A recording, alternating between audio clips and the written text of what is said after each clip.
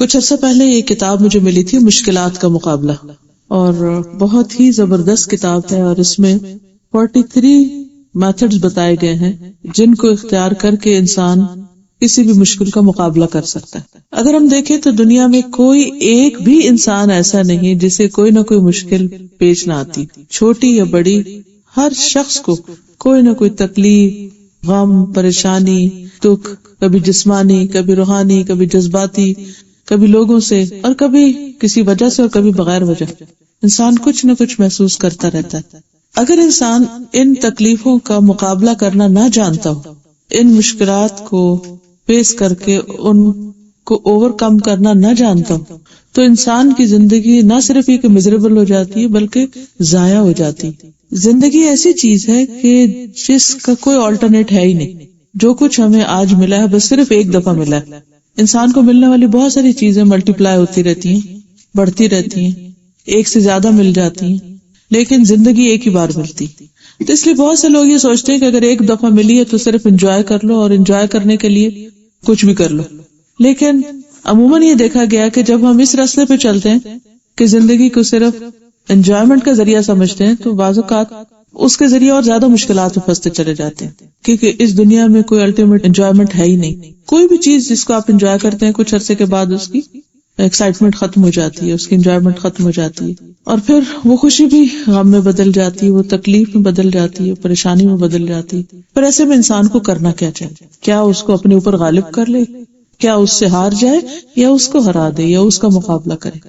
اور جہاں تک مشکلات کا تعلق ہے تو اللہ سبحانہ وتعالیٰ نے بھی قرآن مجید میں فرمایا کہ الف لام میم احسب الناس ان یترکوا ان یقولوا آمنا وهم لا یفتنون وَلَقَدْ فَتَنَّا الَّذِينَ مِن قَبْلِهِمْ فَلَيَعْلَمَنَّ اللَّهُ الَّذِينَ صَدَقُوا وَلَيَعْلَمَنَّ الْكَاذِبِينَ۔ سورۃ العنکبوت آیت نمبر 153۔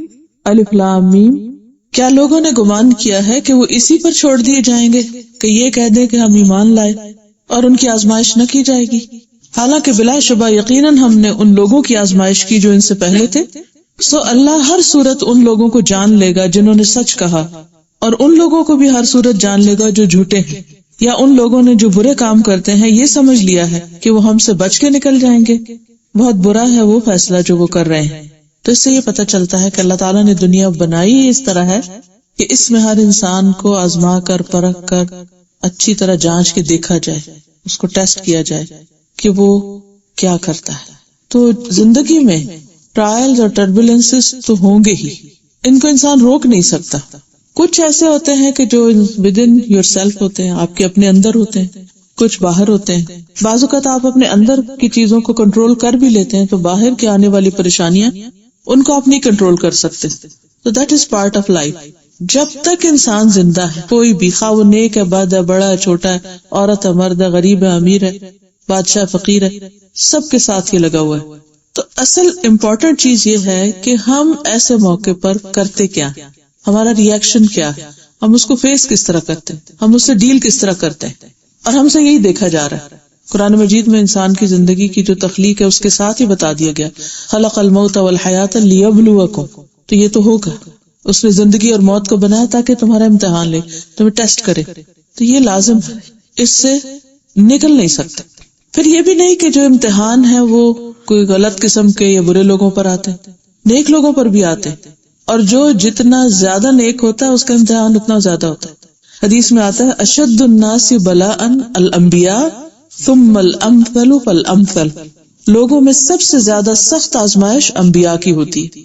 حالانکہ اللہ کے کتنے محبوب ہوتے ہیں، کتنے پیارے ہوتے ہیں، اور سارے انبیاء سے خود نبی صلی اللہ علیہ وسلم جو ہیں وہ سب سے زیادہ اللہ کے محبوب ہیں، اور سب سے زیادہ اگر کسی پہ تکلیفیں آئی ہیں تو آپ پر آئی ہیں۔ بیماری بھی دوسرے لوگوں کے مقابلے میں دگنی، اور بھوک بھی، اور پیاس بھی، اور آزمائشیں بھی، اور مسلسل پوری زندگی ایک جدوجہد۔ اس لیے اگر کوئی انسان اس چیز کی تلاش میں رہتا ہے کہ اسے مکمل کمفرٹ مل جائے تو پاسبل نہیں ہے، ہو نہیں سکتا، کیونکہ اگر ایسا ہوتا تو اللہ تعالیٰ اپنے سب سے زیادہ پیارے حبیب محمد صلی اللہ علیہ وسلم کے لیے ہر چیز کو سب سے زیادہ آسان کر دیتے۔ تو ہم سمجھتے ہیں کہ شاید زندگیوں میں بہت کمفرٹ کا ہونا یا آسانیوں کا ہونا بہت خوش قسمتی کی علامت ہے، یا ہمارے بہت فائدے کی چیز ہے۔ یہ درست سوچ نہیں ہے، کیونکہ انسان جس طرح مشکلات میں سے تپ کے سونا بنتا ہے وہ اس کے بغیر بن ہی نہیں سکتا. کوئی بھی چیز جب تک کسی مشکل سے گزرتی نہیں وہ حکمت، وہ ڈیپتھ، وہ سمجھ اس کو آتی ہی نہیں. یعنی کسی بھی انسان کو وہ سمجھ آتی ہی نہیں جب تک کہ وہ خود کسی ایسی چیز کا تجربہ نہیں کر لیتا. اسی لیے اللہ سبحانہ وتعالی نے اب پیغمبروں کو جو کہ اونچے مقام دینے ہیں اور جنت میں بھی ہائیسٹ رینکس میں ان کو رکھنا ہے، تو وہاں تک پہنچنے کے لیے، اس کو ڈیزرو کرنے کے لیے یا اس کو انجوائے کرنے کے لیے بھی پھر اتنی کیپیسٹی چاہیے. ایک عام انسان جس کی معمولی سمجھ ہوتی ہے اس کے لیے چھوٹی چھوٹی چیزیں بڑی خوشی کی ہوتی ہیں، لیکن جو ذرا سمجھدار ہوتا ہے اس کو ان چیزوں میں کوئی اٹریکشن نہیں ہوتی، اسے کوئی ایکسائٹمنٹ نہیں ہوتی، اس کا لیول تھوڑا اور اوپر ہوتا ہے. جو اس سے زیادہ علم حکمت والا ہوتا ہے اس کا لیول کچھ اور ہوتا ہے. اسی طرح جس کی جتنی عقل، جتنی سمجھ، جتنی میچورٹی، اس کا لیول اتنا ہی زیادہ اوپر ہوتا چلا جاتا ہے. تو اس لیے یہ اللہ سبحانہ وتعالی کا ظلم نہیں ہوتا اپنے بندوں پر، یا ان کے ساتھ کوئی عداوت نہیں ہوتی، یا بندوں کے ساتھ کوئی دشمنی نہیں ہوتی کہ وہ ان کو آزمائشوں میں ڈالتا ہے یا وہ تکلیف میں مبتلا ہوتے ہیں، بلکہ یہ ان کے لیے سراسر عین خیر خواہی کی بات ہوتی ہے. اور جیسے قرآن پاک میں آتا ہے کہ ان مع العسر یسرا، کہ تنگی کے ساتھ ہی آسانی بھی ہے. تو جب تکلیف آئے اس آسانی کی طرف توجہ کا ہو جانا یہ انسان کی سمجھ پر ہے کہ وہ اس کو کس طرح پرسیو کرتا ہے. ایک اور حدیث میں آتا ہے من یرد اللہ بہ خیرا یصب منہ، اللہ جس کے ساتھ بھلائی کا ارادہ کرتا ہے اس کو آزمائش میں ڈال دیتا ہے، کیونکہ اسے اس آزمائش کے اندر ڈال کر اس نے اسے نکھارنا ہے، اسے پیور کرنا ہے، اسے اور کام کا بنانا ہے، کیونکہ اس کے بغیر وہ بن نہیں سکتا. لیکن سب سے بڑی بات یہ ہے کہ انسان کا ایمان آزمایا جاتا ہے. جب کوئی تکلیف آتی ہے تو انسان شیکی ہو جاتا ہے، اس کے اندر ایک ڈاؤٹ سے اٹھنے لگتے ہیں. پھر اسی طرح اللہ سبحانہ وتعالیٰ کے بارے میں اس کے اندر ایسی چیزیں آ جاتی ہیں کہ جیسے وہ کہ کیا واقعی اللہ مجھ سے راضی ہے، شاید اللہ تعالیٰ مجھ سے ناراض ہے، شاید میں نے کوئی بہت بڑا گناہ کر لیا ہے تو اس کی سزا مل رہی ہے. پھر لوگوں کی نظریں بھی اس طرح ہو جاتی ہیں، بعض اوقات وہ سوچنے لگتے ہیں کہ پتہ نہیں کس چیز کی پکڑ آ گئی ہے. تو انسان ایک تو اپنے اندر کی تکلیف، دوسرا لوگوں کی باتوں کی، تیسرے وہ جو کچھ ہو رہا ہوتا ہے انسان کے ساتھ اس کو سمجھنا، یہ ساری چیزیں مل کر انسان کی زندگی کو مزریبل کر دیتی. تو ایسے میں ضروری ہے کہ انسان پھر ان آزمائشوں کا اور تکلیفوں کا مقابلہ کرنا جانے، اور کس وقت کیسے ری ایکٹ کرنا ہے، کس تکلیف کے آنے پہ کرنا کیا ہے، اس کو اچھی طرح سمجھ لے. کیونکہ اگر وہ سمجھ میں آ جائے تو پھر خیر ہی خیر ہے. نبی صلی اللہ علیہ وسلم نے فرمایا عجبا لامر المؤمن ان امرہ کلہ خیر، مومن کا معاملہ بہت ہی تعجب والا، امیزنگ، بلا شبہ اس کا سارا معاملہ بھلائی والا ہے، اس ہر حال میں اس کے لیے بھلائی ہے. اور یہ سعادت صرف مومن کو حاصل ہے. اگر اس کو خوشی ملے تو وہ شکر کرتا ہے اور یہ اس کے حق میں بہتر ہوتا ہے، اور اگر اسے تکلیف آئے تو صبر کرتا ہے اور یہ بھی اس کے حق میں بہتر ہوتا ہے. تو گویا جس کے اندر ایمان ہوتا ہے اس کا اللہ پر اعتماد ہوتا ہے، ایک ٹرسٹ ہوتا ہے کہ میرے رب نے جو بھی میرے ساتھ کیا وہ بہت ہی بہترین کیا. اور وہ بعض اوقات انتہائی تکلیف کی حالت میں بھی صبر کر رہا ہوتا ہے اور ساتھ ہی صبر کے شکر بھی کر رہا ہوتا ہے. مثلاً ایک حدیث میں آتا ہے کہ مومن کا حال عجیب ہے کہ جب اس کی روح اس کے پہلوؤں سے نکل رہی ہوتی ہے، جسم کا ساتھ چھوڑ رہی ہوتی ہے، تو اس وقت بھی اس کی زبان پر شکر ہوتا ہے، اس وقت بھی اس کی زبان پہ اللہ کی تعریف ہوتی ہے. اور یہی اس کے ایمان کا پتہ دیتی، کیونکہ جس کا ایمان درست نہیں وہ اس موقع پہ فوراً پکڑا جائے گا کہ دیکھو یہ منہ سے کیا نکالتا ہے، یہ اس وقت کیا سوچتا ہے، یہ اس وقت کس طرح ریئیکٹ کرتا ہے. یہی انسان کے کامیاب ہونے یا ناکام ہونے کا وقت ہوتا ہے. اور یہ بھی ہے کہ ایک مرتبہ نبی صلی اللہ علیہ وسلم نے لوگوں کے سامنے ایک چوکور ڈبہ بنایا اور اس کے بیچ میں ایک لکیر بنائی، کہا کہ یہ انسان کی زندگی ہے. مثلا اگر آپ انسان کی پام دیکھیں نا تو یعنی یہ انسان کی زندگی ہے، یہاں سے انسان سفر شروع کرتا ہے اور اس لکیر تک اس کی زندگی ختم ہو جاتی ہے، اس کے بعد پار کر کے اگلی دنیا میں چلا جاتا ہے. اب یہاں جب سفر شروع کرتا ہے تو ہر تھوڑی دیر کے بعد رکاوٹ کلیمٹیز ہے، ہر تھوڑی دیر کے بعد کوئی. تو جب تک وہ زندہ رہتا ہے ایک سے نکلتا ہے، ایک برج کراس کرتا ہے تو ایک اور برج آ جاتا ہے، ایک اور آ جاتا ہے، ایک اور آ جاتا ہے، ایک اور آ جاتا ہے. یعنی کبھی بھی انسان یہ نہ سمجھے کہ یہ مشکل جو میں نے اس وقت گزاری یہ بس آخری چیز ہے، اس کے بعد کوئی اور نہیں. اس کو مینٹلی پریپیئرڈ ہونا چاہیے کہ اس کے بعد کچھ اور بھی ہو سکتا ہے. اور پچھلے ٹیسٹ میں نے پورے نمبر نہیں لیے، پچھلے ٹیسٹ میں مجھ سے کمی ہو گئی، تو اب اگلے ٹیسٹ میں مجھے، یعنی ویسے انسان عافیت کی دعائیں مانگتا ہے لیکن اگلے میں مجھے پہلے سے اپنے آپ کو پریپیئر کرنا ہے. مثلا بعض اوقات ایسا ہوتا ہے کہ کسی انسان کی طرف سے کوئی تکلیف پہنچ جاتی ہے تو انسان اس کو برا بھلا کہنا شروع کر دیتا ہے. پھر جب اس کا غصہ اترتا ہے تو پھر وہ سوچتا ہے کہ ہائے یہ تو میں نے ٹھیک نہیں کیا، اگر میں تھوڑی دیر چپ ہو جاتا تو معاملہ خود ہی رفع دفع ہو جاتا. پھر اگلی دفعہ کے لیے انسان اپنے ساتھ عہد کرتا ہے کہ اگر ایسی سچویشن پیش آئی تو میں ایسا نہیں کروں گا، اس طرح کا ری ایکشن نہیں کروں گا، کیونکہ ہر ٹیسٹ میں دیکھا یہ جاتا ہے کہ ری ایکشن کیا ہے. جیسے لیب ٹیسٹ ہوتے ہیں نا تو اس میں مختلف کیمیکلز کے جب ٹیسٹ کیا جاتا ہے تو یہ دیکھا جاتا ہے کہ کون سا کیمیکل کس چیز کے ساتھ ریئیکٹ کس طرح کرتا ہے، اور اس کے مطابق پھر اس کو دیکھا جاتا ہے کہ کون سی چیز کتنی ورتھ ہے یا کون سی چیز کہاں فائدہ مند ہے. جب اللہ تعالیٰ نے انسان کو ایک سٹیٹس دینا ہوتا ہے تو اس وقت یہ دیکھا جاتا ہے کہ یہ کس درجے تک جانے کا مستحق ہے. ایک دنیا کے درجے ہیں اور ایک آخرت کے درجے ہیں. آخرت کے درجے ان کا دنیا سے کوئی مقابلہ نہیں، وہ کہیں بہت ہی بلند ہے. اللہ تعالیٰ بعض اوقات ایک بندے کے لیے ایک بلند درجہ رکھتا ہے، بہت اونچا درجہ، لیکن اس بندے کے عمل اتنے نہیں ہوتے کہ وہ وہاں تک پہنچ سکے، اتنے کریڈینشیلز نہیں ہے کہ وہ اس پوسٹ کو حاصل کر سکے، اس مقام پہ پہنچ سکے. تو اللہ سبحانہ وتعالیٰ اس کو وہاں تک پہنچانے کے لیے مشکل میں مبتلا کر دیتا ہے، کسی آزمائش میں ڈال دیتا ہے. اور پھر اگر وہ شخص اس وقت اس پہ صبر کر جاتا ہے تو پھر اس صبر کی وجہ سے ایک دم وہ شوٹ کرتا ہے اور وہاں جا پہنچتا ہے. اور پھر ہم صرف عمل کرتے ہیں، اس کی جزا مخفی ہے. تو جیسے قرآن پاک میں آتا نا کہ وَلَا تَدْرِي نَفْسٌ مَا أُخْفِيَ لَهُمْ مِنْ قُرَّةِ أَعْيُنٍ، کوئی انسان نہیں جانتا اس کے لیے آنکھوں کی ٹھنڈک کی کیا کیا چیز تیار کر کے اللہ نے رکھی، چونکہ وہ سب کچھ چھپا ہوا ہے، ہمیں نظر نہیں آتا، اس لیے ہم اس کو ویلیو نہیں کرتے، اس لیے ہم تھوڑی دیر میں گھبرا جاتے ہیں. ہم سمجھتے شاید یہ مشکل جو آئی ہے تو اس پہ صبر کا پتہ نہیں کوئی اجر ہے بھی کہ نہیں، اور میں ایسے ہی چپ کر کے بیٹھا ہوں، یا میں نے فلاں موقع پر یہ ریئیکٹ کر سکتا تھا میں، یا میں یہ جواب دے سکتا تھا، یا میں اس کو اس طرح اپنے سے ہٹا سکتا تھا، تو میں نے اس طریقے پر یہ کام نہیں کیا تو شاید میں ہار گیا ہوں یا ناکام ہو گیا ہوں یا پیچھے رہ گیا ہوں یا چھوٹا ہو گیا ہوں یا دنیا میں میری عزت نہیں رہی. ہرگز ایسا نہیں. اگر انسان کو یہ سمجھ آ جائے کہ عزت ذلت اللہ کے ہاتھ میں، کسی کے دل میں انسان کے لیے محبت اور نفرت وہ بھی اللہ ہی ڈالتا ہے، کسی کے لیے خیرخواہی کے جذبات، کسی پہ انسان جب رحم کرتا ہے، تاکہ ماں بھی بچے پہ کرتی، یہ ایک جانور بھی اپنے بچے پہ کرتا ہے تو وہ بھی اللہ ڈالتا ہے. ان ساری چیزوں کا اصل کنٹرول اللہ کے ہاتھ میں، بندوں کے ہاتھ میں کچھ بھی نہیں ہے. اور جو کچھ وہ دیتا ہے وہ بھی اس کی حکمت پر مبنی ہے، اور جو لیتا ہے وہ بھی اس کی حکمت پر مبنی. ہمیں بظاہر کسی چیز کے جانے پہ یہ نظر آتا ہے کہ اس میں نقصان ہی نقصان ہے، حالانکہ اللہ تعالیٰ نے اس چھوٹے سے نقصان جو پوری دنیا کا بھی زوال ہو جائے نا، پوری دنیا کا بھی نقصان ہو جائے تو آخرت کے مقابلے میں بہت ہی چھوٹا ہے، تو وہ دنیا کے چھوٹے سے نقصان کا جو بدلہ ہے آخرت میں کئی گنا بڑا، جس کو انسان تصور بھی نہیں کر سکتا. وہ جب انسان دیکھے گا تو حیران ہو جائے گا کہ اچھا بس اتنی سی بات تھی جس پہ میں صبر نہ کر سکا. جیسے قرآن مجید میں آتا ہے انما یوفی الصابرون اجرهم بغیر حساب، کہ صبر کرنے والوں کو ان کا اجر بے حساب دیا جائے گا. تو جب وہ ملے گا تو کہے گا کاش میری جلد کینچیوں سے کاٹ دی جاتی، کاش دنیا میں مجھ پہ بھی یہ ساری مصیبتیں آتی، میں بھی صبر کرتا اور آج مجھے یہ ملتا. لیکن آج چونکہ وہ ملنے والا اجر نظر نہیں آتا اس لیے ہم سے صبر نہیں ہوتا. تو یہ صبر ایمان کے ساتھ ہے، جتنا جتنا ایمان زیادہ ہوگا اتنا اتنا صبر زیادہ ہوگا. بعض اوقات انسان کہتا ہے کہ ہاں میں صبر کرتا ہوں، لیکن حقیقت میں وہ نہیں کر رہا ہوتا، اور صبر آتا بھی نہیں، کیونکہ صبر اللہ ہی کے دینے سے آتا ہے، اور انسان جتنا اللہ پہ اعتماد کرتا ہے اتنی مقدار میں اس کو ملتا چلا جاتا ہے. تو اس لیے دنیاوی اعتبار سے بھی مقام بلند ہونے کے لیے اور آخرت کے اعتبار سے بھی صبر کی ضرورت ہوتی ہے. بنی اسرائیل کو اللہ سبحانہ وتعالیٰ نے ایک لمبا عرصہ نعمتوں سے نوازا.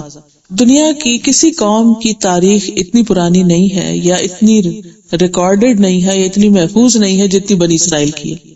آپ دیکھیں کہ جو مختلف تہذیبیں دنیا کی تھی، خواہ انڈس ویلی کی ہو یا موہنجو داڑو کی ہو یا ٹیکسلا کی ہو یا ایجپشن سیویلائزیشن ہو یا اور بہت سی دنیا میں تہذیبیں آئیں، قومیں آئیں گئیں، بڑی طاقتور قومیں بھی تھیں قوم عاد کی طرح، لیکن کسی کے کچھ زیادہ نہ ریمینز ملتے ہیں، نہ کوئی زیادہ ہسٹری ملتی ہے. کچھ نشان آثار موجود ہیں لیکن پتہ نہیں چلتا کہ کون لوگ تھے، کیا کرتے تھے. اس کے برعکس اگر آپ بنی اسرائیل کو دیکھیں تو ایکچولی ابراہیم علیہ السلام سے جو ان کی تاریخ شروع ہوتی ہے تو اب تک یہ قوم چلی آ رہی ہے. اس قوم کو اللہ سبحانہ وتعالیٰ نے دنیاوی اعتبار سے بہت عروج عطا کیا. قرآن پاک میں 2 دفعہ آتا ہے یا بنی اسرائیل اذکروا نعمتی التی انعمت علیکم وانی فضلتکم علی العالمین. اے بنی اسرائیل میری اس نعمت کو یاد کرو جو میں نے تم کو دی ہے، اور یہ کہ میں نے تمہیں دنیا والوں پر فضیلت عطا کی 2 بار۔ یہ کیا فضیلت تھی؟ یہ فضیلت یہ تھی کہ موسیٰ علیہ السلام سے لے کر، موسیٰ علیہ السلام نے جب ان کو فرعون سے نجات دلائی تھی، یوسف علیہ السلام کے زمانے میں لوگ مصر گئے، پھر وہاں سے جب نکلے تو اس وقت سے لے کے عیسیٰ علیہ السلام تک تقریباً 1400 سال بنتے ہیں۔ ان 1400 سالوں میں مسلسل ان کے اندر انبیاء رہے۔ ہمارے پاس نبی صلی اللہ علیہ وسلم تقریباً 22 سال صرف رہے۔ ان کے پاس 1400 سال کے وقفے میں ایک دن بھی خالی نہیں تھا کہ جس میں ان کے پاس آسمان سے وحی کا سلسلہ نہ ہو۔ یہ تھی وہ فضیلت جو انہیں دنیا کی ساری قوموں پر عطا کی گئی۔ لیکن ان نعمتوں کو پا کر ان کا جو ریاکشن تھا، یا ان کا جو جواب تھا، یا ان کی جو اطاعت اور فرما برداری کا لیول تھا، وہ درست نہیں تھا۔ ہاں، جہاں جہاں جن حصوں میں تھا وہاں اللہ نے ان کو امامت بھی عطا کی، ان میں انبیاء کے علاوہ ملوک بھی بھیجے۔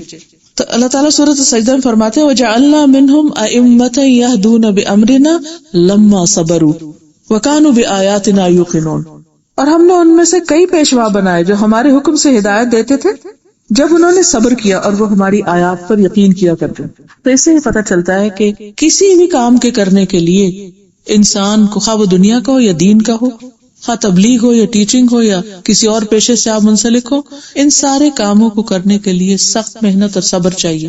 عام طور پر ہم یہ سمجھتے ہیں کہ شاید کسی کو تبلیغ کرنے کا کام یا دین کا کام یہ بڑا آسان کام ہے، کچھ بھی اٹھ کے پڑھا دو، لیکچر دے دو، درس دے دو، تبلیغ کر دو تو بس واہ واہ کی بات ہے۔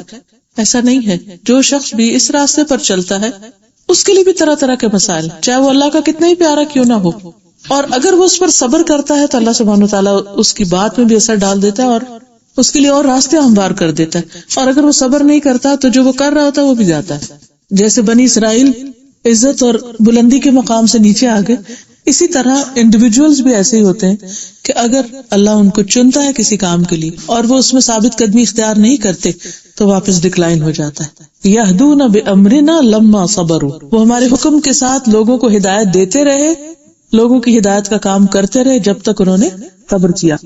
پھر اسی طرح یہ ہے کہ انسان کی زندگی میں جو تکلیفیں آتی ہیں اس میں بیماری بھی ہے، کبھی قید و بند ہوتی ہے، کبھی لوگوں کا مذاق اڑانا، کبھی گالی گلوچ، کبھی اذیت جسمانی وغیرہ، کبھی خوف، بے چینی، فقر و فاقہ، غم، فکر، کبھی اولاد کی فکر، کبھی والدین کی فکر، کبھی کسی اور کی، کبھی ہجرت، جلا وطنی، ایگزائل، کبھی دشمن کا تسلط، کبھی حاسدوں سے پالا پڑ جاتا ہے انسان کو، کبھی قریبی رشتہ داروں کی وفات، کبھی دوستوں کی گمشدگی، کبھی بھوک کی آزمائش، کھانے کو پورا نہیں، کبھی رسوائی اور تہمت، جھوٹے الزامات، یعنی ایک نہیں بے شمار قسم کی آزمائشیں ہیں، کبھی ظالموں کی طرف سے دھمکیاں، کبھی خوف کا سامنا کرنا پڑتا ہے، کبھی بیوی بچوں کے ساتھ کوئی تکلیفیں پیش آ جاتی، کبھی پوری دنیا میں کے حالات ایسے ہو جاتے ہیں کہ اچانک کوئی فائنینشیل کرائسس آ جاتا ہے، کبھی زلزلے آ جاتے ہیں، کبھی طوفان آ جاتے ہیں، سونامیز آ جاتے ہیں، کبھی کچھ۔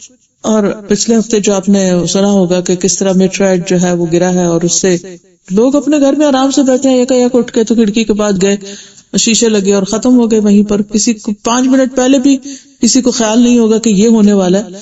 تو میں کبھی سوچتی ہوں کہ ہم کتنے خطروں کی زد میں ہیں، کسی وقت کوئی سیارہ ستارہ ٹوٹ کے گرے تو ہم تو اسی وقت ڈھیر ہو جائیں۔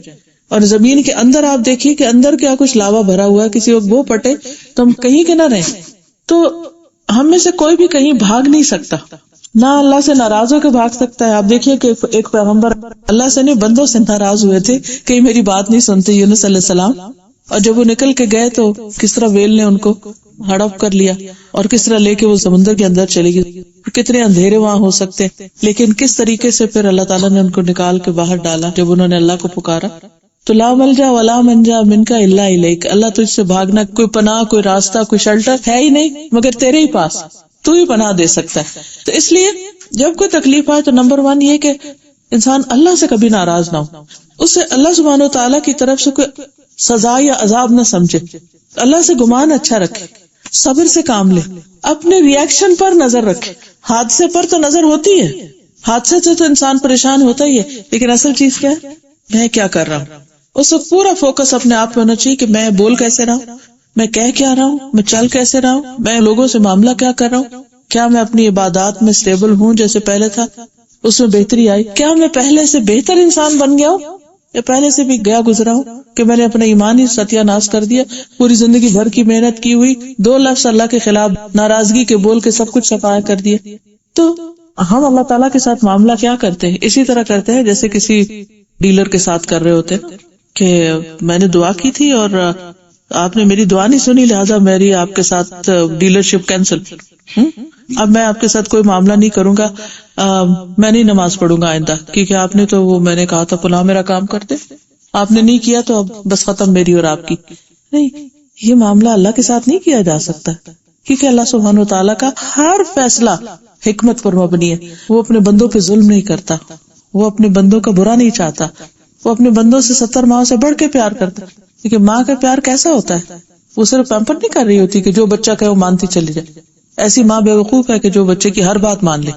تو اگر آپ انسان کے بارے میں یہ کہتے ہیں کہ یہ ماں جو ہے وہ اچھی نہیں, سمجھدار نہیں, کیونکہ اس نے بچے کو لاڈ پیار دے کے بگاڑ دیا, تو اللہ تعالیٰ کے بارے میں آپ کو کیا گمان ہے جو 70 ماہ سے بڑھ کے پیار کرنے والا ہے کہ اس کا پیار بس یہی ہوگا کہ آپ جو کہتے جائیں, دعا نہیں کر رہے, آرڈر بک کر رہے ہیں, جو آرڈر بک کرے وہ آپ کو فوراً ملتے چلے جائیں. تو اس سے تو اللہ سبحانہ وتعالیٰ کا حق ادا نہیں ہوتا. اس لیے سب سے پہلی بات تو یہ ہے کہ امتحان بندے کی ترقی کے لیے آتا ہے, بندے کو مزید میچور کرنے کے لیے آتا ہے, بندے کو علم اور حکمت سکھانے کے لیے آتا ہے, بندے کو اللہ سبحانہ وتعالیٰ اپنا قرب عطا کرنے کے لیے دیتے ہیں, بندے کی سچائی کو پرکھنے کے لیے اللہ تعالیٰ امتحان دیتے. اس کے کئی اسباب ہیں کہ اللہ تعالیٰ کیوں بندے کو ٹیسٹ کرتے ہیں. اور اگر ہمیں یہ سمجھ آ جائے کہ یہ سب کچھ انسان کے فائدے میں جاتا ہے, ہاں وہ تکلیف سے گزرتا ہے تو بھی فائدے میں جاتا ہے, اس سے انسان کی صحت ہوتی ہے, اس سے اصلاح ہوتی ہے. اب دیکھیں کئی بیماریاں جب انسان کو لاحق ہوتی ہیں, جیسے بعضوں کو سر درد ہوتی ہے یا جسم کے کسی خاص حصے میں درد ہوتی ہے, تو آپ کو پتہ چلتا ہے کہ آپ کے اندر تو بہت بڑی بیماری پل رہی تھی. اگر وہ تکلیف نہ آئے تو پچھلی بیماری تو نظر ہی نہ آئے کسی کو, اور اسی میں انسان کو ختم ہو جائے. کئی دفعہ ایسا ہوتا ہے کہ لوگ کہتے ہیں کہ جی وہ پتہ ہی نہیں چلا اور کینسر آخری سٹیج پہ پہنچ کے پتہ چلا, کیونکہ پہلے کوئی سمٹم ہی نہیں تھی, کوئی درد ہی کہیں نہیں ہوا, پتہ ہی نہیں چلا. یہ زیادہ بہتر ہے کہ یہ انسان کو اگر ارلی سٹیج پر تھوڑی بہت تکلیف کے ساتھ پتہ چل جائے اور اس بیماری کا علاج پہلے سے کر لے. اب یہ کہ اگر دنیا میں انسان کو کسی تکلیف میں اللہ تعالیٰ مبتلا کرتے تو اللہ تعالیٰ کیا چاہتا ہے کہ بندہ رجوع کر لے, گناہوں پہ معافی مانگ لے, اپنی غلطیوں کو دیکھنا شروع کر دے. اگر یہاں کوئی بھی تکلیف نہیں آتی اور اچانک یکا یک مرنے پر پتہ چلتا ہے اس کو کہ میں تو بڑے غلط طریقے سے زندگی بسر کرتا رہا اور میں تو بہت لوگوں پہ ظلم ڈھاتا رہا اور میں نے تو بہت سے اپنے فرائض بھی پورے نہیں کیے, تو اس وقت پتہ چلنے کے بعد نہ تو توبہ اور نہ ہی واپس پلٹنا. تو یہ اللہ کی بڑی رحمت ہے کہ ہم ذرا سا ادھر ادھر بھٹکنے لگتے ہیں تو وہ ہمیں کھینچ لیتا ہے, وہ ادھر سے ہمیں موڑنا چاہتا ہے کہ نہیں یہ راستہ تمہارے لیے نہیں ہے, تم واپس آؤ, اپنے سیدھے راستے پہ چلو. کیونکہ یہ ایک معنی بھی بات ہے کہ خوشی میں انسان اللہ کو بھول ہی جاتا ہے لیکن تکلیف میں اکثر یاد کرتا ہے. فرعون جیسا انسان جب وہ ڈوبنے لگا تو کس کو یاد کیا؟ اس اللہ ہی کو یاد کیا. وہ بھی عمل کے اندر ہی آ جاتا ہے نا, صبر بھی عمل کا ایک حصہ ہی ہے, ٹھیک ہے نا. یعنی عمل کے مختلف طریقے ہیں نا, کچھ ہمارے عمل ہوتے ہیں جو صرف ہم اپنی ذات میں کرتے رہتے ہیں, کچھ عمل ایسے ہوتے ہیں کہ جو ہم عبادت کی شکل میں کرتے ہیں, کچھ بندوں کی مدد کر کے کرتے ہیں, کچھ عمل ایسے ہوتے ہیں جو ہم نہ عبادت اس وقت کر رہے ہوتے ہیں نہ کسی کی خدمت کر رہے ہوتے ہیں, صرف اپنی زبان کو کنٹرول کر رہے ہوتے ہیں یا صرف اپنی کسی تکلیف کے اوپر واویلا نہیں کرتے.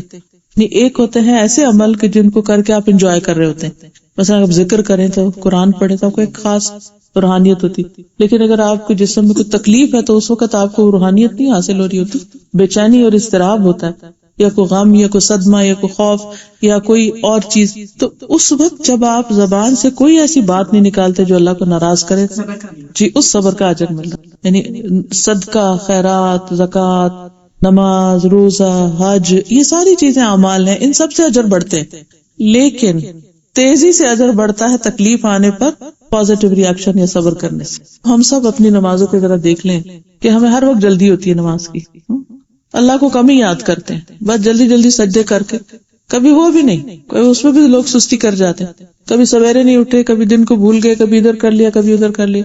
اللہ نے پیدا ہمیں اپنی عبادت کے لیے کیا تھا اور ہم وہی نہیں کر رہے. جب کسی کو کسی خاص کام کے لیے بھیجا جاتا ہے اور وہ نہ کرے تو کون اس سے خوش ہوتا ہے؟ آپ اپنے سرونٹ کو ہی دیکھیے, اگر کوئی کام آپ اس کو دیتے ہیں کبھی یہ کر کے آؤ, ایک استاد اپنے شاگرد کو کہتا ہے کہ یہ کر کے آؤ, وہ نہیں کرتا تو کہاں سے نمبر دے گا اس کو؟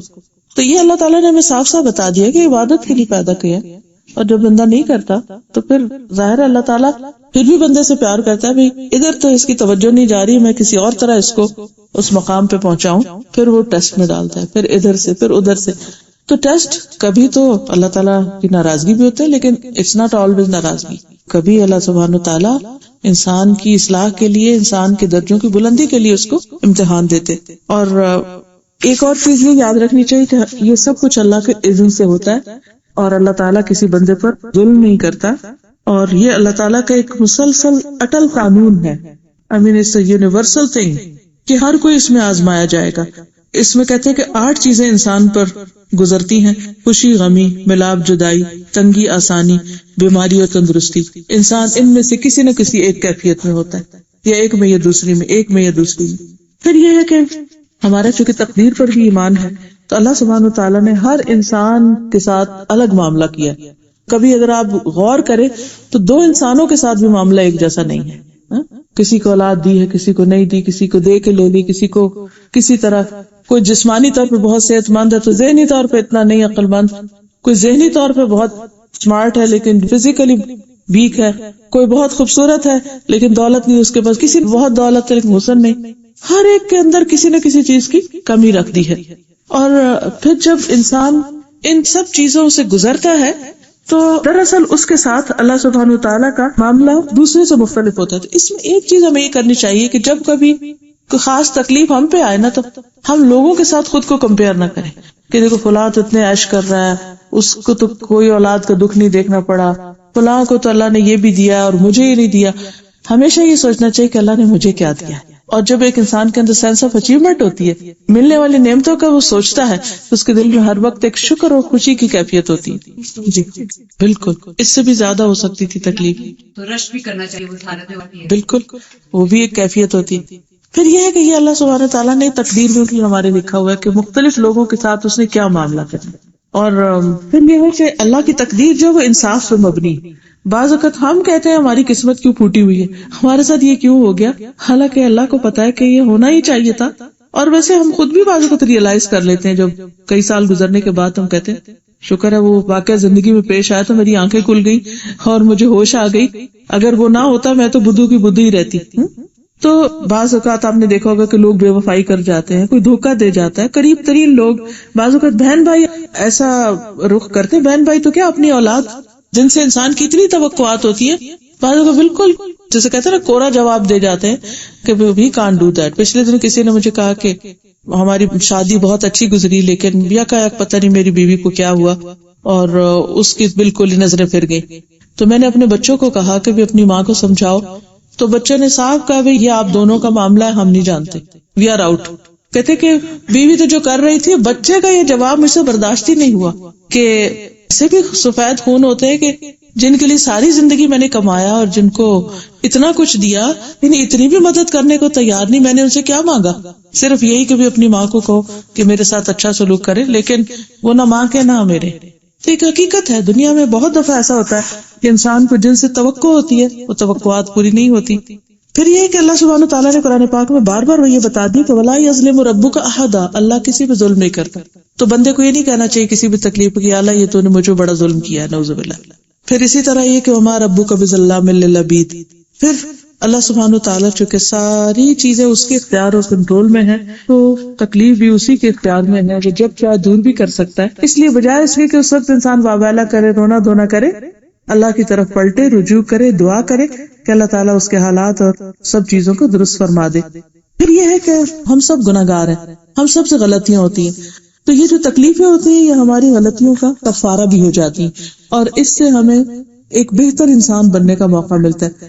جیسے جسمانی طور پر ہم نہا دھو کے صاف ستھرے ہو جاتے تو روح پہ جو داغ دھبے گناہوں کے لگتے ہیں وہ کسی نہانے دھونے سے صاف نہیں ہوتے. بعض اوقات ٹھیک ہے ہم قرآن پڑھتے ہیں، ذکر کرتے ہیں تو ہمارے دلوں کی صفائی ہوتی ہے، لیکن بعض صفائیاں ایسی ہوتی ہیں کہ جو اوپر سے ہلکی پھلکی ڈسٹنگ سے ہو جاتی، اور کچھ صفائیوں کے لیے بلیچ بھی کرنا پڑتا ہے اور کچھ میں کھرچا کھرچی بھی ہوتی ہے اور ڈیتھ میں جانا پڑتا ہے. تو اس لیے اللہ تعالیٰ چاہتے ہیں کہ قیامت کے دن جب انسان اللہ کے حضور حاضر ہو تو بالکل نہایا دھویا صاف ستھرا. اسی لیے مومن کو موت کی تکلیف آتی ہے، اسی لیے موت سے پہلے جو بیماری ہے وہ مومن کے حق میں بہت بڑی خیر ثابت ہوتی ہے. اسی طرح باقی تکلیفیں بھی. نبی صلی اللہ علیہ وسلم نے فرمایا کہ مومن کی مثال اس نرم و نازک کھیتی کی طرح ہے جس کو ہوا جھکاتی اور مائل کرتی رہتی ہے، اسی طرح مومن کو آزمائش آتی رہتی ہے اور اسے اللہ کے سامنے جھکاتی رہتی ہے۔ اور منافق کی مثال صنوبر کے درخت کی ہے جو اس وقت تک نہیں ہلتا نہ جھکتا جب تک اس کے کٹنے کا وقت نہیں آ جاتا۔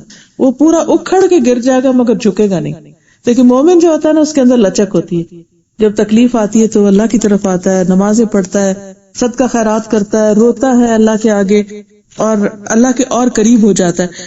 تو آزمائش جو ہوتی ہے وہ مومن کو مزید اللہ سبحانہ وتعالیٰ کے قریب کرتی رہتی ہے۔ پھر یہ ہے کہ انسان کے اوپر جو تکلیف آ جائے تو یا ماضی میں جو گزر چکی ہے ان کو بار بار نہیں کریدنا چاہیے اور اس پہ غم نہیں منانا چاہیے، کیونکہ اللہ سبحانہ وتعالیٰ نے یہ تکلیفیں اس لیے نہیں دی تھی کہ انسان ان میں گھرا رہے اور انہی کو سوچتا رہے۔ نہ ماضی ہمارے ہاتھ میں جو ہو چکا سو ہو چکا، نہ مستقبل ہمارے ہاتھ میں ہے۔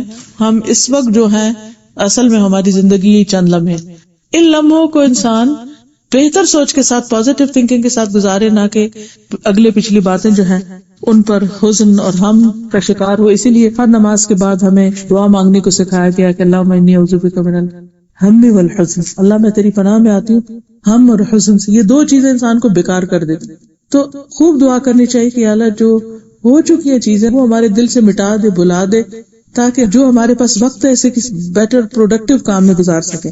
پھر اسی طرح یہ کہ اللہ نے جو تم پر مصیبت نازل کی ہے اس کے متعلق تم اللہ سے راضی رہو، یعنی کہ اللہ کے بارے میں پھر ہماری تھنکنگ جو ہے وہ پازیٹیو رہنی چاہیے۔ پھر اسی طرح بعض اوقات انسان زندگی میں کچھ حاصل کرنا چاہتا ہے، وہ نہیں حاصل کر سکتا، انسان سمجھتا ہے کہ اس کا سب کچھ ختم ہو گیا، حالانکہ اگر وہ چیز مل جائے انسان کو تو اس کے لیے اور بڑا فتنہ اور مصیبت بنے۔ پھر اسی طرح یہ ہے کہ کوئی بھی مصیبت ہمیشہ کے لیے نہیں ہوتی، ہر مصیبت کے اندر اللہ نے ایسی صلاحیت رکھی ہے کہ آتی ہے اور پھر آہستہ آہستہ اس کا اثر کم ہو جاتا ہے۔ جیسے پانی بوائلنگ ڈگری پہ پہنچتا ہے، بوائل ہوتا ہے، اور اگر آپ اس کو چھوڑ دیں تو تھوڑی دیر کے بعد اس کی گرمی یا شدت یا حدت جو ہے وہ کم ہونے لگتی۔ تو خود انسان کے اندر اللہ تعالیٰ نے ایسی چیزیں رکھی ہیں کہ انسان کی جو اندر کی حدت یا تکلیف یا گرمی یا غم یا غصہ ہے وہ وقت کے ساتھ ساتھ کم ہوتا چلا جاتا ہے۔ پھر انسان کو ہمیشہ یاد رکھنا چاہیے کہ ہم اکیلے نہیں ہیں جو اس مصیبت میں، تو جب انسان اپنے سے زیادہ بڑی مصیبتوں والوں کو دیکھتا ہے تو اس کا غم ہلکا ہو جاتا ہے۔ پھر اسی طرح انسان کو یہ یاد رکھنا چاہیے کہ اس مصیبت میں مبتلا ہونا میرے لیے زیادہ بہتر ہے بنسبت نہ ہونے کے۔ قرآن پاک میں آتا ہے وَعَسَىٰ أَن تَكْرَهُوا شَيْئًا وَيَجْعَلَ اللَّهُ فِيهِ خَيْرًا كَثِيرًا، ہو سکتا ہے ایک چیز تمہیں سخت ناپسند ہو اور اللہ تعالیٰ اسی کے اندر تمہارے لیے بہت بڑی بھلائی رکھی ہو۔ پھر یہ ہے کہ کبھی بھی انسان جب تکلیف آئے تو یہ سوچے کہ جو مجھ سے اچھے لوگ ہیں ان پر بھی تکلیف آتی ہے، میں تو اتنی اچھی بھی نہیں۔ انبیاء، اولیاء، بزرگان دین وغیرہ کو یاد کرے کہ ان کی واقعات پڑھے، صحابہ کی کہانیاں پڑھے، انبیاء کے قصے پڑھے، ان کے اوپر جو جو کچھ گزرا۔ آپ دیکھیں کہ ایک ایک پیغمبر آدم علیہ السلام سے لے کر محمد صلی اللہ علیہ وسلم تک جتنے بھی قرآن پاک میں واقعات، ان میں سے کون سا پیغمبر ایسے جس کی آزمائش نہ ہوئی ہو؟ داؤد اور سلیمان علیہ السلام جن کی اتنی عالی شان حکومتیں تھیں لیکن ان کو بھی اللہ نے آزمایا، اور دونوں کی آزمائش کا ذکر قرآن پاک میں آتا ہے۔ لیکن ان سب لوگوں میں فرق کیا ہے؟ ان سب لوگوں پہ جب آزمائش آئی تو وہ خبردار ہو گئے، چوکنے ہو گئے اور اللہ کے قریب ہو گئے۔ تو تکلیف تو آنی ہے۔ اب ہمارے پاس دو میں سے ایک چوائس ہے، یا تو ہم اللہ کو ناراض کر لیں اور یا ہم اللہ تعالیٰ کو راضی کر لیں۔ تو وہ پھر ہمارا اپنا فیصلہ ہے، جو ہم چوز کریں گے، جو اللہ کی رضا پہ راضی ہوگا اللہ اس کو راضی کر دے گا، اور جو راضی نہیں ہوگا اللہ بھی اس سے ناراض ہو جائے گا۔ پھر اسی طرح یہ ہے کہ آزمائشیں ماننی نہیں چاہیے اور آزمائشوں سے پہلے خود کو محفوظ کرنا چاہیے، پروٹیکٹ کرنا۔ جیسے سردی گرمی آ رہی ہوتی ہے تو کچھ لوگ اس وقت تک نہیں باز آتے جب تک ٹھنڈ ان کو لگ نہیں چکتی، کہ گرمی ان کو ہٹ نہیں کر لیتی۔ تو ہمیں پتا ہے کہ بھئی کس ایکسٹینٹ تک ہم جا سکتے ہیں، تو اس سے پہلے ہی اپنے کپڑے، ڈریس، گھر، ہر چیز کو انسان اکارڈنگلی مینٹین کرے۔ تو اسی طرح تکلیفوں سے بچنے کے لیے صبح شام کی دعائیں ہوگی، ایاک نستعین کتاب ہے، اس کے اندر پروٹیکشن کی، حفاظت کی، ہر موقع کی حفاظت کی، ہر قسم کی بلاؤں سے حفاظت کی دعائیں جو ہیں وہ موجود ہیں۔ بعض اوقات ہم وہ دعائیں مانگ بھی لیتے ہیں، اس کے باوجود ہم مشکل میں پڑ جاتے ہیں۔ تو اس میں بھی یہ نہیں سوچنا چاہیے کہ اچھا میں نے تو کہا تھا اللہ تعالیٰ نے مجھے پروٹیکٹ نہیں کیا، نہیں، اس سے بھی زیادہ کوئی تکلیف ہو سکتی تھی، دعاؤں کی وجہ سے وہ بہت چھوٹی رہ گئی۔ پھر اسی طرح یہ ہے کہ کوئی تکلیف ہمیشہ نہیں رہتی، ایک دن اس کا ضرور خاتمہ ہو جاتا ہے، لیکن اس کا اجر محفوظ ہو جاتا ہے۔ اور اس کے برعکس جو لوگ ایسے موقعوں پر غلط ہتھ کنڈے اختیار کرتے ہیں تو وہ انسان کو خود ہی گھیر لیتے ہیں۔ پھر ایک چیز انسان کو اور بہت فائدہ دیتی ہے، یہ ہے کہ نفع نقصان صرف اللہ کے ہاتھ میں ہے. جب تک اس نے چاہا نفع دیا، اور جب اس نے چاہا وہ لے لیا، اور جب چاہے وہ دوبارہ دے دے، اور ہر بھلائی اسی کے ہاتھ میں ہے. اور جب انسان اللہ تعالیٰ سے اچھی امید رکھتا ہے تو وہ ایک کانٹا بھی جو مومن کو چبھتا ہے اس پر بھی اس کے لیے اجر لکھا جاتا ہے. کہاں یہ کہ بڑی بڑی تکلیفیں. انسان یہ بھی دیکھتا ہے کہ اللہ کی حدود کی حفاظت انسان کو بہت سی چیزوں سے محفوظ رکھتی. ایک بہت ہی خوبصورت حدیث ہے جو نبی صلی اللہ علیہ وسلم نے حضرت عبداللہ بن عباس سے کہی تھی جب ان کے ساتھ سواری پہ بیٹھے ہوئے تھے. چھوٹے بچے تھے تو آپ دیکھیں کہ بچوں کو بھی کتنی بڑی بڑی باتیں آپ نے سکھائی. جو 10 سال کے تھے تو نبی صلی اللہ علیہ وسلم کی وفات بھی ہو گئی تھی. لیکن کتنی حدیثیں عبداللہ بن عباس سے روایت ہیں اور کس بہترین طریقے سے انہوں نے علم سیکھا. بہت ان سے محبت کرتے تھے. کہنے لگے اے غلام، اے بچے، اے لڑکے، انی اعلمک کلمات، میں تمہیں چند کلمات سکھاتا ہوں. اور وہ کیا ہے؟ احفظ اللہ یحفظک، تم اللہ کی حفاظت کرو، یعنی اللہ کی حدود کی حفاظت کرو، اللہ تعالیٰ کے احکامات کی حفاظت کرو، اللہ تمہاری حفاظت کرے گا. یعنی اگر تم چاہتے ہو کہ تم پروٹیکٹڈ ہو تو پھر کیا کرو؟ حفاظت. اور حفاظت کا مطلب کیا ہے؟ جیسے قرآن پاک میں سورۃ قاف میں آتا ہے ھذا ما توعدون لکل اواب حفیظ من خشی الرحمن بالغیب وجاء بقلب منیب. یہ ہے جس کا تم سے وعدہ کیا جاتا تھا ہر اس شخص کے لیے جو بہت رجوع کرنے والا، خوب حفاظت کرنے والا ہو، جو رحمان سے بن دیکھے ڈرے اور رجوع کرنے والا دل لے کر آئے. اب اس میں کیا کیا چیزیں ہیں جن کی حفاظت کرنی؟ نماز کی حفاظت، اس کے اوقات کی حفاظت، طہارت کی حفاظت کہ میں اپنا وضو پراپر طریقے سے کروں، وضو ہو تو اسی میں نماز ادا کروں، بغیر وضو کے نہ کروں. اپنی زبان کی حفاظت، حلال حرام کی جو باؤنڈریز اللہ نے رکھی ہیں کہ کس لمٹ تک میں جا سکتی ہوں، ان حدود کی حفاظت. تو جب انسان حفاظت کرتا ہے ان ساری چیزوں کی، اپنی قسموں کی حفاظت، وعدوں کی حفاظت، امانت کی حفاظت، تو اللہ سبحانہ وتعالیٰ اس بندے کی بھی حفاظت کرتا ہے. بہت دفعہ ہمارے منہ کی اپنی ہی نکلی ہوئی باتیں ہمارے سامنے آ جاتی ہیں تو ہم اس کو غصے میں کوئی بات بول جاتے ہیں لیکن اس کے کانسیکوینسز کو بھول جاتے ہیں. اور جب وہ کانسیکوینسز سامنے آتے ہیں تو ہمیں یاد بھی نہیں ہوتا کہ ہم نے خود ہی مانگا تھا اپنے لیے. تو اسی لیے کہتے ہیں نا کہ اپنے اولاد کے لیے، اپنے گھر والوں کے لیے برا مت مانگو. کوئی پتہ نہیں قبولیت کی گھڑی ہو اور وہ تمہاری قبول ہو جائے اور پھر تم خود ہی اس پر روتے رہو. پھر اسی طرح یہ ہے کہ ان السمع والبصر والفؤاد کل اولئک کان عنہ مسئولا. کان، آنکھ، زبان، ہر چیز کے سوال ہوگا. دل، ان چیزوں سے پوچھا جائے گا. تو ان سے چونکہ سوال ہوگا تو اس لیے ان کی حفاظت ضروری. آنکھوں سے وہ نہ دیکھیں جس کو دیکھنے کو اللہ نے منع کیا، کانوں سے وہ نہ سنے جس کو سننا منع کیا ہے، دل میں وہ باتیں مت بار بار سوچے، مثلا کسی کے بارے میں گمان، برا گمان کرنا، اس سے منع کیا گیا ہے. تو اگر کوئی آ بھی جائے تو اس کو نکالنے کی فکر کرے، کیونکہ یہ ساری چیزیں جو ہیں یہ وعدہ خلافی میں یا اس حفاظت کے پردے کو توڑنے میں آتی ہیں. پھر اسی طرح یہ ہے کہ عافیت کی دعا مانگتا رہے انسان تاکہ اللہ تعالیٰ بندے کو اپنی حفاظت میں رکھے. پھر اسی طرح یہ ہے گناہوں سے توبہ کرتا رہے، کیونکہ گناہ جو ہے انسان کے رزق کو گھٹا دیتے ہیں، گناہ اللہ تعالیٰ سے دور کر دیتے ہیں انسان کو. اس طرح اور بھی بہت ساری چیزیں میں نے اس میں سے صرف آدھی آپ کے سامنے رکھی ہیں. میں ہائیلی ریکمینڈ کروں گی اس کتاب کو، اگر آپ لے کے ایک پیج، دو پیج بھی روز پڑھتے رہیں، لیکن بس تھوڑا تھوڑا جیسے ہوتا ہے نا ایک ڈراپ لینا، کہ وٹامن کا ایک ڈراپ کے طور پر ایک اس کا اچھی طرح سمجھ کے میں اس کو پڑھتی رہی ہوں. اور آپ یقین کریں مجھے ہر روز ایک نئی زندگی ملتی تھی، ہر روز نئی باتیں سمجھ میں آتی تھی. اچھا اس کی یہ حکمت ہے. حالانکہ یہ قرآن اور حدیث میں سب کچھ پہلے سے پڑھا ہوتا ہے، لیکن جب ایک خاص آئیڈیا کے تحت اس کو پڑھتے اور اسی طرح کی سچویشن دن میں پیش بھی آ رہی ہوتی ہیں، چاہے چھوٹی یا بڑی، یا اپنے اوپر یا کسی اور کو انسان دیکھ رہا ہوتا ہے، تو ان چیزوں کی حکمت سمجھ میں آتی. جب انسان کو حکمت سمجھ میں آتی ہے تو اس کا دل سکون میں آ جاتا ہے کہ یہ اللہ کی دنیا میری تو نہیں، اس میں اللہ کا حکم چلے گا میرا تو نہیں، اس میں اللہ کی مرضی ہے میری تو نہیں، ہر چیز اللہ کی، وہ جب چاہے دے جب چاہے لے لے، مجھے اعتراض کرنے کی کوئی گنجائش ہی نہیں. تو پھر انسان ان چیزوں کو ایکسپٹ کرنے لگ جاتا ہے. جب اللہ کی تقدیر کو اور بہت ساری چیزوں کو ایکسپٹ کر لیتا ہے تو انسان کے دل کو ٹھنڈک مل جاتی ہے. ہم دنیا کو نہیں تبدیل کر سکتے، ہمیں اپنے آپ کو چینج کرنا ہے، اپنی سوچ کو بدلنا ہے، اپنے طریقوں کو بدلنا ہے. اگر ہم خود کو نہیں بدل سکتے تو ہم کسی اور سے کیا شکوہ کرتے ہیں کہ وہ خود کو بدلے؟ پھر ہمیں لوگوں کے رویوں کی کیوں تکلیف ہے، یا لوگوں کے رویوں کے اوپر ہم کیوں پریشان ہوتے ہیں؟ تو اس لیے جب انسان کا ایک کنیکشن ہو جاتا ہے پاور ہاؤس کے ساتھ، انرجی اس کو ملتی رہتی ہے، تو اس سے کیا ہوتا ہے کہ انسان ایک اچھی مطمئن خوش پرسکون زندگی بسر کرنا سیکھ لیتا ہے. باہر طوفان بھی ہو تو اس کے اندر ایک اطمینان ہوتا ہے. یہ وہ اطمینان ہے جو دنیا میں اچھے کام کرنے کے لیے بہت ضروری ہے. ورنہ تو انسان ایک چیز نکل کے اس پہ پڑے اس سے اس میں اور کرنے کا کام پیچھے رہ جاتا ہے. اس زندگی کا ایک ایک منٹ قیمتی ہے. ہم پوری دنیا کی دولت خرچ کر کے بھی اپنی زندگی میں اضافہ نہیں کر سکتے کہ ہم اس کو بڑھا لیں اور پھر جو کام آپ نہیں کر رہے وہ تب کر رہے. نہیں, جب بری عادتیں پختہ ہو جاتی ہے تو چاہے زندگی 100 سال بھی ہو تو انسان کچھ کرنے کے قابل نہیں ہوتا.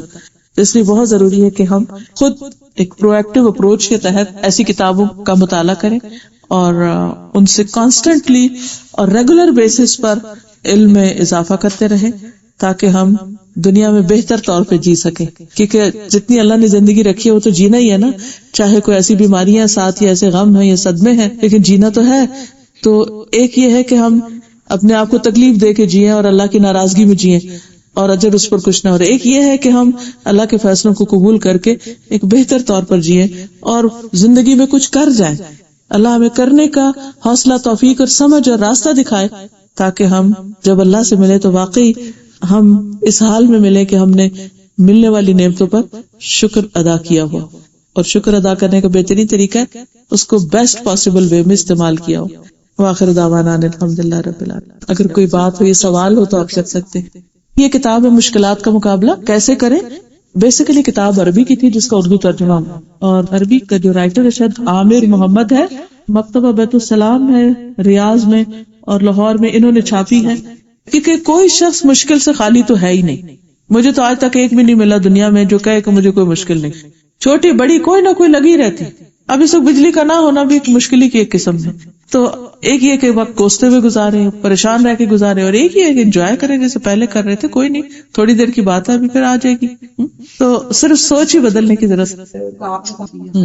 ہاں, صبر جو ہوتا ہے وہ اصل میں ہمیں اس قابل بناتا ہے کہ ہم حکمتیں سمجھ سکیں. اب مثلا ایک تکلیف آئی اور ہم اس پر پازیٹیولی ریئیکٹ کر رہے ہیں تو ہمیں غور و فکر کا موقع ملے گا, سوچنے کا, سمجھنے کا, پلان کرنے کا, اس سے باہر نکلنے کا اور ایک سکسیس کی طرف جانے کا. جب ہم صبر نہیں کرتے تو ہماری ساری انرجی کس میں لگتی ہے؟ صبر کیا ہے؟ رکاوٹ, روکنا اپنے آپ کو, اسٹاپ ہیئر, بس اب اس سے زیادہ نہیں رونا, اس سے زیادہ یہ نہیں کرنا, اس سے زیادہ. جب یہ اسٹاپ لگ جاتا ہے نا تو پھر انسان تھوڑی دیر کے بعد نارمل ہونے لگتا ہے, پھر سوچنے کے قابل ہوتا ہے, پھر کچھ کرنے کے قابل ہوتا ہے. اگر وہ یہ نہیں کرتا تو پھر کیا ہوتا ہے؟ ساری انرجی صرف رونے میں لگ جاتی ہے, اس غم کو بنانے میں یا اس تکلیف کو ہائے ہائے کرنے میں لگ جاتی ہے. پھر آپ کا دھیان اس پہ نہیں جاتا کہ اسے نکلنا کیسے, آپ کا دھیان اس میں نہیں جاتا کہ اس وقت سے کیسے فائدہ اٹھانا. تو اس لیے صبر جو ہے وہ صرف چپ کر کے گمسم بیٹھ جانے کا نام نہیں ہوتا.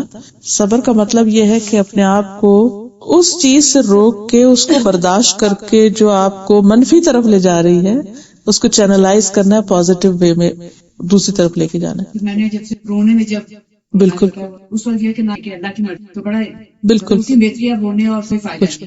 کیونکہ جب انسان اس پہ صبر کر لیتا ہے نا تو اللہ تعالیٰ فرماتے ہیں کہ الذین اذا اصابتهم مصیبۃ قالوا انا للہ وانا الیہ راجعون اولئک علیہم صلوات من ربہم ورحمہ واولئک هم المہتدون. کہ وہ لوگ جب ان پہ مصیبت آتی ہے تو وہ کہتے ہیں بے شک ہم بھی اللہ کے لیے ہیں اور اللہ ہی کی طرف واپس جانے والے. مال چلا گیا, اولاد چلی گئی, کوئی اور عزیز پیارا چلا گیا تو ہم بھی اسی راستے پہ, آج اس کی باری کل ہماری بھی آنے والی ہے. اور اس کے بعد وہ اس کو ایکسپٹ کر لیتے ہیں کہ یہ ہو گیا, اب اس کو ریورٹ نہیں کر سکتے. ایسے لوگوں کا انسٹنٹ ریوارڈ کیا؟ اولئک علیہم صلوات من ربہم, ان لوگوں پر رب کی طرف سے رحمتیں نازل ہوتی ہیں اور خاص رحمت نازل ہوتی ہے, اور ان لوگوں کو ہدایت نصیب ہوتی ہے. اولئک هم المہتدون, ان کو راہ مل جاتی ہے کہ وٹ نیکسٹ, اب کرنا کیا. جو ہونے والی بات تھی وہ ہو گئی, اس کو میں چینج نہیں کر سکتا. یہ تقدیر میں لکھی تھی, بچہ ماں کے پیٹ میں ہوتا ہے تو اس کی زندگی کے ساتھ موت کا دن بھی لکھ دیا جاتا ہے. چینج نہیں کر سکتے ہم اس کو, اب چینج نہیں کر سکتے. اگر ہماری زندگی آج سے اس کے بعد ہمیں اگر مثلا 5 سال باقی ہیں تو اس کی فکر کرنی چاہیے کہ 5 سال میں کیا کیا میں کر سکتی ہوں. کیا میں سارا وقت ادھر رونے دھونے اور کاموں میں گزار دوں؟ اگر 5 سال مجھے تو میں اتنی نمازیں پڑھ سکتی ہوں, اتنا ذکر کر سکتی ہوں, اتنی خیرات کر سکتی ہوں, اتنے لوگوں کے کام آ سکتی ہوں. پورا پلاننگ شروع کر دیتے. اچھا 5 سال اور مجھے جینا, بلکہ میں نے اپنی زندگی میں یہی کیا, 5 سال کی جیسے پلاننگ اللہ ہی کی طرف سے ہوئی, اسی نے سمجھ دی. لیکن اس سے فائدہ یہ ہوا کہ اچھا یہ کر لیا ہے اب یہ کرنا چاہیے، اب یہ کر لیا اب یہ کرنا چاہیے. اس سے باقی جو بھی آ رہا ہے جا رہا ہے ہو رہا ہے، آندیاں طوفان چل رہے ہیں، لیکن فوکس کس پہ ہے؟ جیسے ایک کشتی پہ بندہ بیٹھا ہوتا ہے نا، اسموتھ سیلنگ نہیں ہوتی ہمیشہ. اب وہ چلتا ہے، کبھی بڑی اچھی ہوا چل پڑتی ہے، موافق ہوتی ہے تو تیز سے جاتے، کبھی اپوزٹ آ جاتی ہے. لیکن جو ملاح ہوتا ہے اس کا دھیان کس پہ ہوتا ہے؟ منزل پہ. مجھے ادھر جانا ہے، یہ ابھی ہوا چلی جائے گی، مجھے یہ اس کے ساتھ واپس نہیں پلٹنا، مجھے آگے ہی جانا ہے.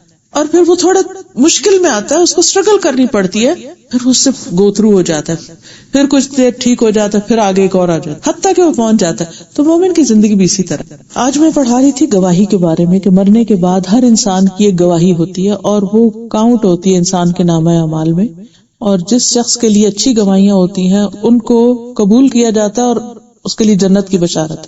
لیکن یہ گواہیاں صرف لپ سروس نہیں کہ اوپر اوپر سے کوئی خوشامد کر رہا ہے یا سب لوگ اب اچھا کہہ رہے ہیں کسی کو تو ہم بھی اچھا ہی کہہ دیں. وہ دیکھا ہی جائے گا اس کے اندر کیا ہے. How you make other person feel about you. یہ ہمارا سب سے سخت ٹیسٹ ہے. ہمارے والد تھے تو وہ اکثر جب ہم چھوٹے تھے کہتے تھے بندوں کے حقوق ادا کرنا سب سے مشکل کام ہے، ساری زندگی بھی بندہ لگا رہے تو بندوں کے حقوق ادا نہیں ہوتے. وہ کہتی تھی کہ کیا مشکل ہے، یعنی جتنی چھوٹی سی سمجھ تھی تو وہ کہتی تھی کیا مشکل ہے. ہمارا اس وقت کس کو حق دینا ہوتا تھا؟ نہ ماں باپ کی سننی پوری نہ کسی اور کی. تو پھر کچھ دن ہوتے تو پھر یہ کہتے کہ بندوں کے حقوق ایسے ہیں ساری زندگی بھی دو تو نہیں پورے ہوتے. پھر میں کہا اچھا. اب جب ہوش آئی تو واقعی سمجھ آئی کہ آپ ایک انسان کے ساتھ ساری زندگی احسان کریں نا، اور کسی ایک دفعہ آپ سے بھول ہو جائے یا غفلت ہو جائے یا کچھ، تو جو آپ کو رسپانس ملتا ہے، جو ریئیکشن ملتے ہیں آپ کو، یا جس طرح وہ ٹریٹ کرتے ہیں آپ کو، آپ دنگ رہ جاتے ہیں اور ٹوٹ کے پارا پارا ہو جاتے ہیں کہ یہ کیا. اس وقت اگر انسان کا اللہ کے ساتھ کنیکشن ہوتا ہے تو ایسے موقع پہ بڑی آسانی سے سنبھل جاتا ہے کہ میں نے آج تک جو بھی کیا تمہارے ساتھ بندے میں نے اللہ کے لیے کیا تھا، تمہارے لیے تو کیا ہی نہیں تھا. شکر ہے تمہارے لیے نہیں کیا، اللہ کے لیے کرتی رہی، چاہے قریب ترین رشتے بھی ہوں. بعض اوقات اپنی ماں کی بات ایسی چپ جاتی ہے کہ انسان کہتا ہے کہ اچھا ماں تو ایسی چیز ہے جس سے مجھے توقع ہے کہ وہ کبھی میرا دل نہیں توڑے گی. باپ سے انسان کو اتنی محبت ہوتی ہے لیکن کبھی باپ کی طرف سے ایسی بات سن لیتا ہے کہ انسان کہتا ہے میرا دنیا میں کوئی نہیں، اور حقیقت یہی ہے کہ اللہ ہی سب کچھ ہے. اور اس میں سوچتی ہے کہ جیسے انبیاء پہ بڑی بڑی آزمائشیں آئی نا، تو ابراہیم علیہ السلام کا میں پڑھ رہی تھی کہ جب ان کو باپ اور ساری قوم نے مل کے آگ میں ڈالنا چاہا تو جس وقت پھینکے جا رہے تھے تو راستے میں جبریل آ گئے، میں آپ کے لیے کیا کر سکتا ہوں؟ تو انہوں نے کہا حسبی اللہ و نعم الوکیل، میرے لیے اللہ کافی ہے اور بہترین کارساز ہے. اس جملے کی وجہ سے، اس بول کی وجہ سے، اور یہ یعنی جب ان کو پھینکا جا رہا تھا اس پھینکنے اور آگ میں پڑنے کے بیچ کی بات ہے، کتنے سیکنڈ ہوں گے، لمحے. حسبی اللہ و نعم الوکیل. تو اللہ نے اس آگ کو حکم دیا کہ تم اس کے لیے آگ نہیں رہنا، ٹھنڈی ہو جاؤ، اور ابراہیم پر سلامتی. اتنا بڑا توکل. میں سوچتی ہوں اگر میں اس جگہ ہوتی تو میں کیا کہتے جبریل پکڑ لو مجھے، پکڑ لو پکڑ لو، گرنے نہ دینا. یہ کیسے آتا ہے؟ یہ ان کے اندر اتنا بڑا ایمان کہاں سے آیا؟ وہ آزمائشوں سے آیا نا. جب باپ ان لوگوں میں شامل ہو گیا جو لکڑیاں ڈھو کے لا رہے تھے کہ جلانا ہے اس کو. آپ سوچئے کہ اگر آپ کو ان ہستیوں کی طرف سے جب ایسی چوٹیں ملتی ہیں، انسانوں کی پنچنگ کی بات ہو رہی ہے کہ جن کے اوپر آپ کو بڑا مان ہوتا ہے، جن سے ہمارا کوئی تعلق نہیں، وہ کچھ بھی کہتے تو ہم کہتے ہیں ایسے ہی، اس کو کیا پتا، ان کی نہیں ہرٹ ہوتی اتنی. لیکن جو جان بوجھ کر ہرٹ کرتے ہیں بہت تکلیف دہ ہوتا ہے. تو اس وقت انسان پھر کیسے ہرٹ نہیں ہوتا؟ اس کا کیا نسخہ ہے؟ وہ یہی ہے کہ حسبی اللہ. اصل بات یہ ہے کہ اجر بھی اس پہ ہی ہے. حقیقت اگر انسان دیکھے تو انسان دنیا میں آیا بھی تنہا ہے اور اس نے جانا بھی تنہا ہے. یہ رشتے پیار کے اللہ نے بنائے ہیں، ان سب کے ساتھ ایک اللہ نے انسان کو خوشی بھی دی ہے، لیکن اللہ نے ڈپینڈنس ان پہ کرنے سے منع کیا ہے. ڈپینڈنس اللہ پر ہی ہونی چاہیے، توکل اسی پر ہونا چاہیے، اور بندوں کے ساتھ کچھ بھی کرے اتنا خالص ہو کے کہ ایک پائی کی بھی توقع نہ ہو کہ یہ میرے لیے کچھ کریں، تو انسان بالکل مطمئن رہتے. کیونکہ جب وہ نہیں کرتے تو پھر انسان کہتے ہیں یہ بیچارے کر بھی کیا سکتے ہیں، کیونکہ کرنے والا تو صرف اللہ ہے. تو اس لیے میں سمجھتی ہوں کہ اللہ سبحانہ و تعالیٰ کے ساتھ جو ہمارا ریلیشن شپ ہے اس کو ہم جتنا اسٹرانگ کر سکے، ایمان میں جتنا مضبوط ہو، تو پھر بھی بندوں کی جو تکلیفیں ہیں وہ بھی پھر یہ سوچنا چاہیے. جیسے میرے ساتھ ایسے ہوتا ہے، بہت لوگوں سے ڈیلنگ ہوتی ہے، ہر وقت معاملہ ہوتا ہے، اور ظاہر ہے کہ جب آپ کسی سے ملیں گے تبھی آپ کو تکلیف ہوگی. اگر آپ کسی سے نہیں ملتے تو پھر آپ اپنے خیال میں کچھ باتیں یاد کریں تو الگ بات ہے. وہی لوگ اتنے اچھے ہوتے ہیں، ان کی کبھی کوئی بات ایسی چپ جاتی ہے انسان کو. تو میں سوچتی ہوں کہ اچھا یہ ہرٹ کیوں ہوئی، اس کی کوئی وجہ ہے. اللہ تعالیٰ مجھے کچھ سکھانا چاہتا ہے. اچھا میں نے کیا سیکھا اس سے، کیا سبق ملا، میں اس کے بعد اللہ سے کتنا قریب ہوئی ہوں، اور میں کیا شیطان کے پندے میں تو نہیں آ گئی. میں نے اس کے بارے میں کتنی بدگمانی کی، میں نے اس کے پچھلے احسان کتنے یاد رکھے. کیونکہ کوئی بھی شخص جو ہمیں ہرٹ کرتا ہے وہ ہمارا پیارا ہی ہوتا ہے. تو جو پیارا ہے وہ ہم سے پیار بھی کرتا ہے، جو پیارا ہے وہ ہماری کیئر بھی کرتا ہے، خیال بھی رکھتا ہے. تو پھر جب ایک تکلیف آتی ہے تو ہم پچھلی کیوں بھول جاتے ہیں ساری. عورتوں کے ساتھ خاص طور پر یہ مسئلہ ہوتا ہے کہ جیسے وہ حدیث میں آتا ہے نا کہ شوہر کو کہتی ہے میں ساری زندگی تم سے کوئی سکھ نہیں پایا. وہ ایک دم ایسے جذبات میں مغلوب ہوتے کہ ہر چیز بھول جاتی. تو پھر میں سوچتی ہوں کہ یہ اللہ تعالیٰ مجھے بندوں کی ڈپینڈنس اور بندوں سے نکال کے اپنا بنانا چاہتا ہے، اور اتنا ہی زیادہ اللہ تعالیٰ کا قرب نصیب ہوتا چلا جاتا ہے. پھر جب کوئی احسان کرتا ہے تو اس پر خوشی بھی بڑی ہوتی ہے کہ اللہ نے اس کے دل میں ہمارے لیے ڈالا اور اس نے کیا، اور اس کا انسان شکر گزار بھی ہوتا ہے. اور اگر کوئی نہیں کرتا تو بھی انسان کو اطمینان رہتا ہے کہ اس بیچارے کے اپنے بس کی بات نہیں ہے. یہ بھی اللہ سے ہی لیتا نا. اگر اللہ نے اس کے دل میں نہیں ڈالا اور اس کے پاس وہ چیز نہیں جو میں اس سے چاہتی ہوں تو کوئی بات نہیں، وہ بھی مجبور ہے نہ صحیح، اللہ کافی ہے مجھے. اور پھر یہ کہ یہ زندگی تو چند دن کی ہے. جب آخرت میں انسان جائے گا تو کہے گا کہ بس ایک صبح کا پہر شام تھا، بس اتنا ہی سا وقت تھا. ابھی تو لمبی لگتی ہے لیکن قیامت کے دن لمبی نہیں ہوگی، سب کچھ گزر جائے گا. اس برے سچویشن کے بعد میں بھی نظر آنی شروع ہوتی ہے، اور آخرت میں تو خوب نظر آ جائے گی پچھلا سارا دیکھ کے. آج ہم سمجھتے ہیں ہم شاید لکی نہیں، لیکن وہاں ہمیں لگے گا ہم سب سے زیادہ خوش قسمت ہیں. سامنے ہماری ایک کیفیت فرق ہو جاتی ہے. کیا کسی طرح پھر تو فرشتے تم سے ہاتھ ملاتے ہیں. اس میں یہ کہ 3-4 چیزیں. ایک ہے کمپنی، جن لوگوں کے ساتھ انسان اٹھتا بیٹھتا ہے، جن لوگوں کے بیچ میں ہوتا ہے، وہ جو کچھ کہتے ہیں وہ ہم پہ اثر ہوتا ہے. تو کچھ رشتے تو ایسے ہوتے ہیں جو آپ کے ساتھ لگ گئے ہیں نا، ان کو تو آپ نہیں کاٹ سکتے یا ان سے آپ نکل نہیں سکتے. لیکن انسان پھر اپنی چوائس سے بھی اپنی کوئی ایسی کمپنی ضرور رکھے. جیسے آپ کہیں کہ میں اس وجہ سے ایسی محفلوں کو اٹینڈ کرتی رہتی ہوں کہ جس سے میرا یعنی اسٹرانگ ہو رہی، اسٹرینتھ آ رہی ہے، میچورٹی آ رہی ہے. اگر آپ ان سے کٹ جائیں تو ان کے اندر آنے اور نہ آنے میں بہت بڑا فرق ہے. تو ایک تو کمپنی، ماحول. مثلاً سخت سردی بھی پڑی ہو، برف بھی پڑ رہی ہو، تو جب ہم ہیٹر لگے ہوئے کمرے میں آ جاتے ہیں فرق پڑتا ہے نا، کتنا بہت پڑتا ہے. ایسے جیسے شاید گرم ہی کوئی برف پڑ رہی ہے کیونکہ ہم گرمی میں ہوتے ہیں. تو اس سے بہت بڑا فرق پڑتا ہے کہ ہم کس محفل میں ہیں، کس مجلس میں ہیں، کس ماحول میں ہیں. اس ماحول کو بنانا پڑتا ہے، وہ بنا نہیں ملتا. ہیٹر جلانا پڑے گا، ونڈوز بند کرنی پڑے گی، کارپیٹ بچھانا پڑے گا، چائے لانی پڑے گی، ایک ماحول بناتے ہیں آپ. اسی طرح ایمان کے لیے بھی، ایمان کی تقویت کے لیے بھی ماحول بنانا پڑے گا. اچھے لوگوں میں بیٹھنا پڑے گا، صحبت صالح اختیار کرنی پڑے گی. دوسری چیز ہے کہ انسان روحانی ترقی کے لیے کوشش کرتا رہے، جس میں قرآن کا پڑھنا ہے، تہجد کا پڑھنا ہے، ذکر اذکار کرنے ہیں، اس کے لیے لازمی وقت نکالے. اس سے انسان کی جب روح اسٹرانگ ہوتی ہے تو بہت ساری چیزیں جو ہیں وہ سرفیس پہ آ جاتی ہیں اور ہلکی لگتی. تیسری چیز ہے کہ اپنی عقل اور ذہن اور سمجھ کو پڑھاتا رہے، مختلف چیزیں پڑھتا رہے. اس میں ریلیجس لٹریچر کے علاوہ کوئی بھی دنیا کی اچھی کتابیں، اچھا مطالعہ مسلسل کرتا رہے.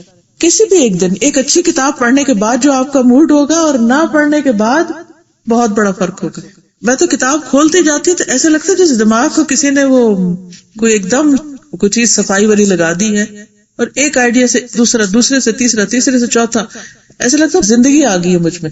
اور اگر میں ریڈنگ نہ کروں، پڑھوں نہ، تو ایسا لگتا ہے کہ جیسے پتہ نہیں کہاں غرق ہوئی پڑی، یعنی جیسے دماغ کو زنگ لگ گیا. تو ہم بعض اوقات صرف باتوں میں، صرف لوگوں میں، صرف ادھر ادھر چلے جاتے ہیں.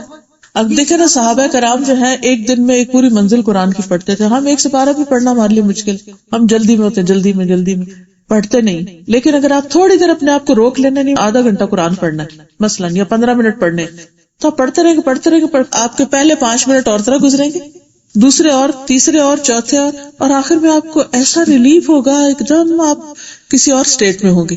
پھر اس کے ساتھ جو ہے مختلف ہیبٹس جو ہیں ہماری، سونے کی، جاگنے کی، کھانے پینے کی، ایکسرسائز کی، یہ ساری چیزیں بھی ہمارے اوپر اثر انداز ہوتی ہیں. بعض اوقات مینٹلی ڈسٹرب ہوتے ہیں یا ویسے ڈپریسڈ ہوتے ہیں تو ہماری باقی ساری روٹین بھی اس کے اندر سک ہونے لگتی ہے اور وہ بھی ڈسٹرب ہو جاتی.